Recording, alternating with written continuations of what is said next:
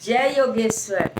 मैं रीना सिंह श्रीमद् भगवत गीता के 12वें अध्याय में भगवान के द्वारा वर्णित धर्मामृतम के 36 गुणों में 5वां गुण निरहंकार के बारे में के पहले भाग के बारे में बताने जा रही हूँ। गीताकार कहते हैं कि केवल न मम कहकर निर्मम होकर ही नहीं चलेगा, निरंकारिता भी आनी चाहिए। प्रभु का प्रिय बनने के लिए अहंकार कम करना चाहिए।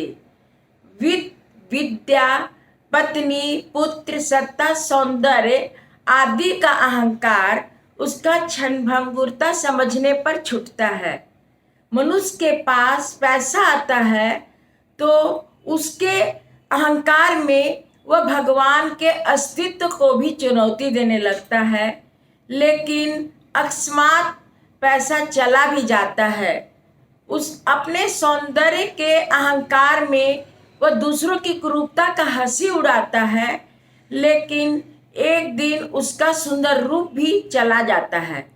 नाट्य शास्त्र कहते हैं कि कुरूपता किसी की कुरूपता का व्यंग नहीं या हंसी नहीं उड़ानी चाहिए।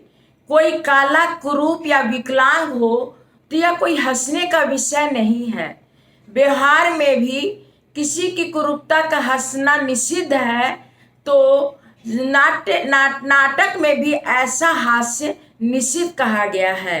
यदि हम किसी एक पात्र का पेट बड़ा करके हंसी निर्माण करते हैं तो ऐसा हंसी क्षुद्र हंसी गिना जाता है। कहने का तात्पर्य यह है कि सौंदर्य आदि वस्तुएं क्षणिक है और विवेक से इसका अहंकार निकाला जा सकता है। इसके लिए गीता पढ़नी चाहिए, इससे विवेक जागृत होता है। आज हमारे पास पैसा आया है तो कल कदाचित तो चला भी जाए, लेकिन यदि हम पैसा का सदुपयोग करें तो वह जाएगा नहीं। लोग कहते हैं कि लक्ष्मी चंचल होती है, पर लक्ष्मी चंचल नहीं होती, बल्कि जिसके यहाँ लक्ष्मी आती है वह व्यक्ति चंचल हो जाता है, उसकी वृत्ति बिगड़ जाती है। शास्त्रकार लक्ष्मी की चंचलता को मान्य नहीं करते। लक्ष्मी का सदुपयोग करने पर वह कई पीढ़ी तक नहीं जाती।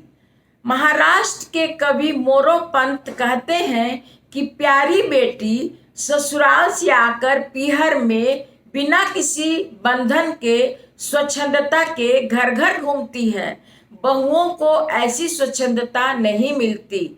लक्ष्मी को भी किसी प्रकार का बंधन नहीं होना चाहिए।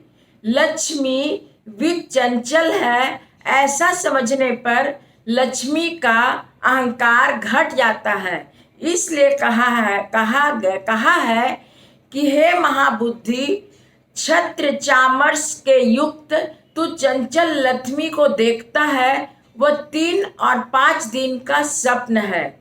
मानव ने यदि गीता पढ़ी होगी और न्यूनाधिक नीतिवान और अंतर्मुख होगा, लक्ष्मी और सौंदर्य का गर्व घट जाएगा और उसका वस्तु अहंकार भी चला जाएगा।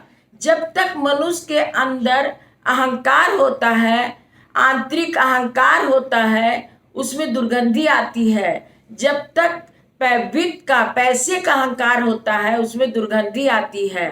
पैसे का अहंकार इतना अतिशय प्रबल होता है, इसीलिए वह कहता है कि जो मेरी बुद्धि में उतरेगी उसी को मैं मानूंगा।